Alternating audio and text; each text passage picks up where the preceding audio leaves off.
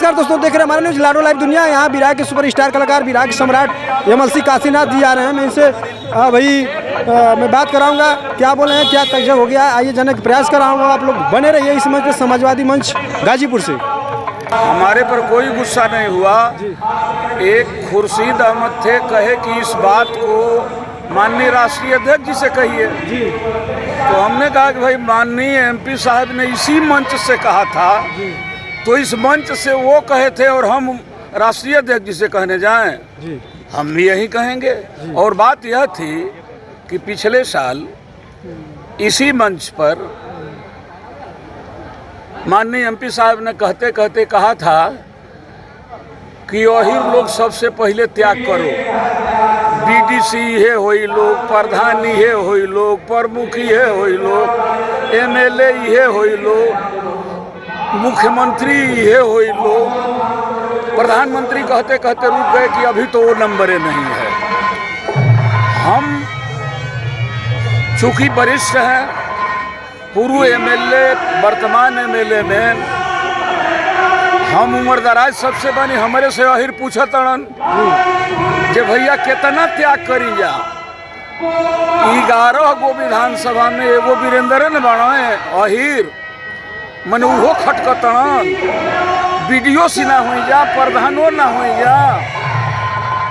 यहाँ तक लगे कहलन जे मुख्यमंत्री अहिरो होई लोग मैंने उहो खटकतन।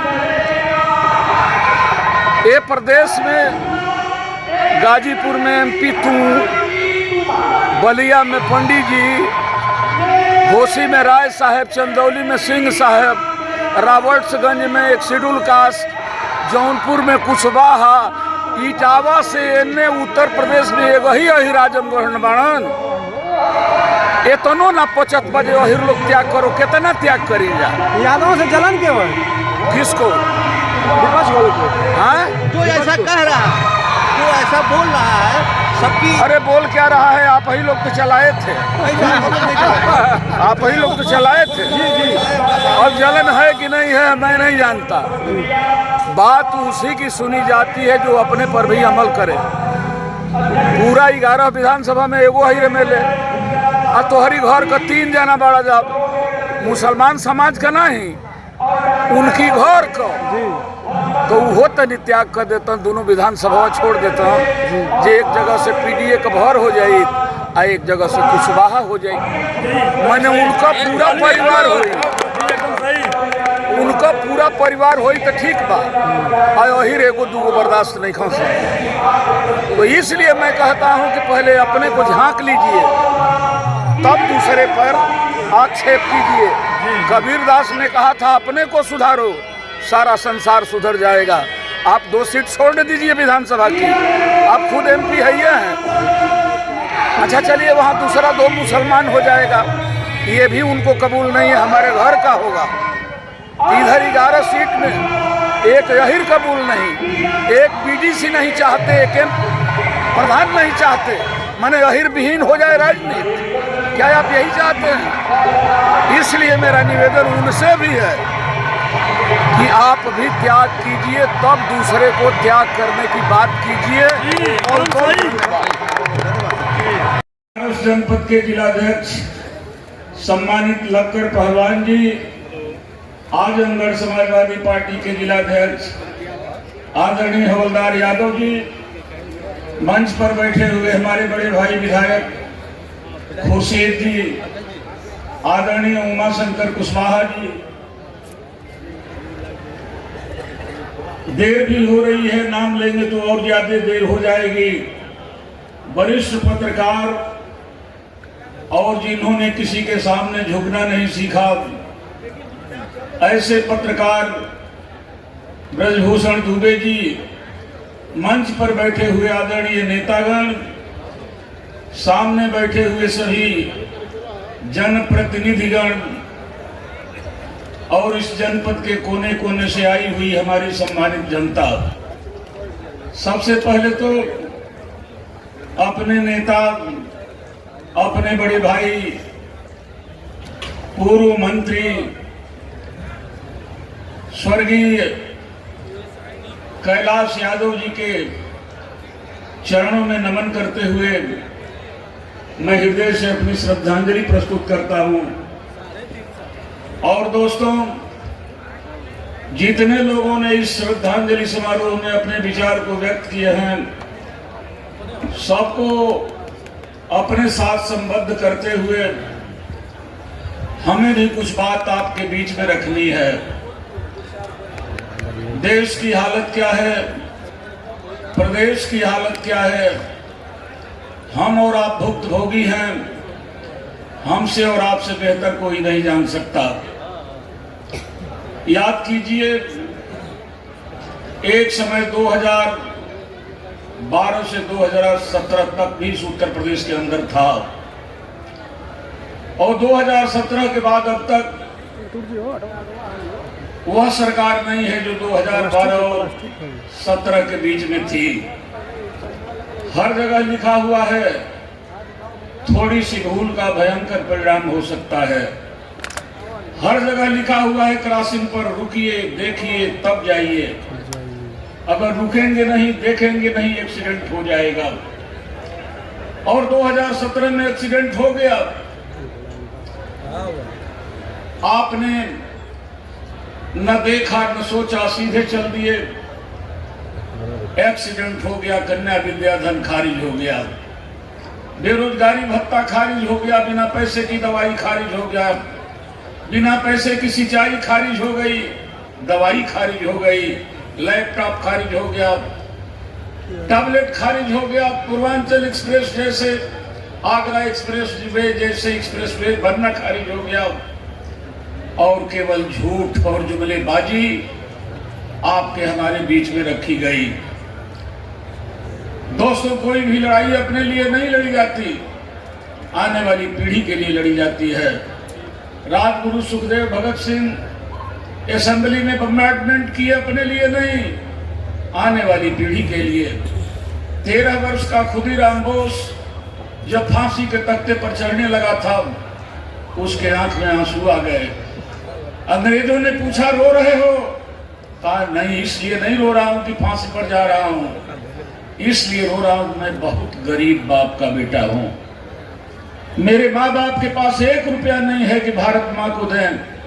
हाँ, मेरे पास जिंदगी है, और ये जिंदगी भारत माँ को दे रहा हूं। मैं जानता हूं कि मेरे मरने के बाद मेरे परिवार की हालचाल पूछने कोई नहीं आएगा, लेकिन एक बात की खुशी है कि 13 वर्ष के खुदीराम बोस के फांसी हो जाने के बाद आने वाली पीढ़ी, काशीनाथ यादव, ब्रजभूषण दुबे, ये बैठे हुए लोग आजादी में जिएंगे और उनके चेहरे पर मुस्कुराहट होगी। सच्ची मेरी शहादत यही होगी। उन लोगों ने हमारे लिए आजादी की लड़ाई लड़ा। जरा सोचिए, हम आने वाली पीढ़ी के लिए क्या कर रहे हैं। काश अगर आज अखिलेश यादव की सरकार होती, कन्या विद्याधन 1.5 लाख रुपया हो गया होता, बेरोजगारी भत्ता कई गुना, महिला पेंशन कई गुना, वो तमाम विकास के कार्य होते जो हमारे गरीबों के हित में हैं। लेकिन मेरे दोस्तों, क्या कभी आपने सोचा 5 kilo ration, 5 kilo ration, 5 kilo ration, भिख मंगे हो क्या जी? आप और हम भिख मंगे हैं, 5 किलो राशन लेंगे? भारत के संविधान के अनुसार जिसकी आबादी अधिक होगी, जिसका वोट अधिक होगा, वही राजा होगा। वोट हमारा अधिक, राज दूसरा करे। काश अगर हम इकट्ठे हो गए होते। और जिस दिन, एक बात याद रखिएगा कि राजनीति एक ऐसी कुंजी है जिससे गरीबों के तकदीर के ताले खुलते हैं। जब जब आपने गरीबों को कुर्सी पर बैठाया, भारत की कुर्सी पर तो नहीं बैठ सके, लेकिन उत्तर प्रदेश में मुलायम सिंह यादव से लेकर के अखिलेश यादव तक क्या क्या नहीं किया। बिना पैसे की पढ़ाई, वजीफा इतना दे दिया कि लड़का पढ़ेगा भी, अपने माँ बाप के रोटी का भी इंतजाम करेगा। मेरे दोस्तों, मुफ्त की रोटी इंसान को लापरवाह बना देती है। जो कौम मुफ्त में भोजन पा जाती कभी क्रांति नहीं कर सकती है, और जो कौम क्रांति नहीं कर सकती, अपना शासक नहीं बना सकती है, और जो कौम शासक नहीं बना सकती, अपनी बेटी बहन की आबरू भी नहीं बचा सकती है। वोट और बेटी बेचा नहीं जाता है, ये किसी ईमानदार, शानदार, वफादार आदमी को दिया जाता है। अगर चूहा भी जानता कि पिंजरे में जाने के बाद, मुफ्त रोटी खाने के बाद मौत हो जाएगी, तो शायद वह भी नहीं जाता। और हम तो जान करके मुफ्त की रोटी खा रहे हैं। दोस्तों, इस देश की राजनीति में हमारा राज करने का अधिकार है और हम 5 किलो राशन पर चले गए।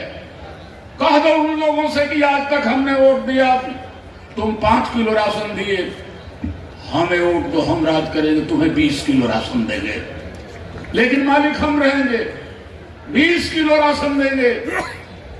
दोस्तों, बोलोगे नहीं तो आने वाली पीढ़ी गूंगी हो जाएगी। हमारी और आपकी तो कट गई, जो सामने एक लंबी फौज खड़ी है, इसका क्या होगा? कभी आपने सोचा लड़का सवाल करेगा कि पापा कन्या विद्याधन बेच दिया, हमारी तकदीर बेच दिया 500 रुपए पर 5 साल के लिए। 500 रुपए पर अगर बेच देते हैं वो 5 साल के लिए, 34 नया पैसा रोज पड़ा। चलिए 2000 में बेच दिया, 1 रुपया 8 नया पैसा पड़ा। आज भिखारी भी यार 2 रुपए का सिक्का नहीं ले रहा है। हम कितने गए गुजरे लोग हैं कि 34 नए पैसे और 1 रुपया 8 नए पैसे पर हमने अपनी बेटी का कन्या विद्याधन बेच दिया, बेरोजगारी भत्ता बेच दिया, नौकरी बेच दिया। और ये झूठ बोलने वालों को 15 लाख देंगे, 15 नया नहीं दिया, 2 करोड़ देंगे, नौकरी 1 को नहीं दिया। चप्पल पहनने वाले को हवाई जहाज पर चढ़ाएंगे, हवाई जहाज बेच दिया। 3000 फैक्ट्री अडानी अंबानी के नाम कर दिया, 16 लाख करोड़ रुपए उनके माफ कर दिया। आप पर महंगाई लाद दिया। आप पढ़ेंगे, आदरणीय दुबे जी, गोलवरकर ने एक किताब लिखा है और उस किताब का नाम है we or our nationhood defined. उसने 7वें संस्करण के 40वें पेज पर लिखा है कि अगर तुम्हें भारत में बराबर राज्य करना है तो 95% भारत को कंगाल बना दो। पेट भरेगा राजनीति की बात करेंगे, पेट खाली रहेगा पेट की बात करेंगे। और 5% जो तुम्हारे दलाल किसी के लोग हैं, इतना मालूमाल कर दो कि वो पूरे भारत पर राज करें, तुम उन पर राज करो। यही तो कर रहा है मोदी। सारी चीजें कारपोरेट घराने को देता चला जा रहा है और हमारे ऊपर महंगाई। आपके लड़के पढ़ ना पाए, पढ़ेंगे तो शिक्षा आएगी, शिक्षा आएगी तो तर्क हो जाएगा, तर्क आएगा तो जवाब देना शुरू कर देंगे। इसलिए मेरे मित्रों, लड़ाई बहुत बड़ी है। हम तो धन्यवाद देते हैं उत्तर प्रदेश के तमाम लोगों को कि जात धर्म की दीवार तोड़ करके 2024 में आपने भारतीय जनता पार्टी को रोक दिया। अगर मध्य प्रदेश, राजस्थान, बिहार की तरह से उत्तर प्रदेश में भी हो गया होता तो 400 पार हो गए होते। बीजेपी वाले खैर संविधान तो खत्म कर दिए, नाम का रह गया है, आरक्षण समाप्त कर दिए, सारी संस्थाओं पर कब्जा कर लिए, हर कुछ उन्होंने कर दिया। लेकिन ताकत आपके पास है। जिस दिन आप एकजुट हो जाएंगे, अब तो यह बात तय हो चुकी है कि उत्तर प्रदेश में भारतीय जनता पार्टी को कौन हराएगा। 2024 में 37 MP हमारे जीते, 250 MLA की हैसियत में हम हो गए जो विधानसभा के हिसाब से। इसलिए मेरे दोस्तों, पहले भारतीय जनता पार्टी को हटाइए, और नहीं हटाएंगे तो वही गर्दन में हाड़ी और कमर में झाड़ू। कितनी दुर्दशा हमारे पूर्वजों को हुई होगी। जब हमें कुएं पर नहीं चढ़ने दिया जाता था, हमारे पुरखों की क्या हालत रही होगी। ये ऐसे ही जमाना नहीं आया है कि काशीनाथ बोल रहा है, आप सुन रहे हैं। इस जमाने को लाने में न मालूम कितने लोग फांसी के तख्ते पर चढ़ गए, कितने लोग सीने में गोलियां खाए, कितने लोग जेल में सड़ करके मर गए। इसके बाद हम और आप खड़ा होने की आज हैसियत में हैं। तो जब खड़ा होने की हैसियत में हैं और आदमी हैं, इस कुदरत की सबसे खूबसूरत चीज आदमी है जो कुदरत ने बनाया है। आदमी से बड़ा दिमाग किसी के पास नहीं। आखिर वो दिमाग कहाँ गया कि डॉक्टर अंबेडकर जी ने, जिनको स्कूल में बैठने नहीं दिया गया, जिनको पानी तक छूने नहीं दिया गया, और वही अछूता मुद्दा भारत का संविधान दिया, और उस संविधान में हमारे और आपके लिए अधिकार दिया कि एक खांची पैदा भई बड़ा जात, ले लिया जा राज, ओठ से ये ढेर हुई वह राज होई। एक खांची हमनी के बन गया राज, दूसरा के बाद हमके तो होके चुल्लू भर पानी में तू अहिर हुआ, तू भर हुआ, तू दुनिया हुआ।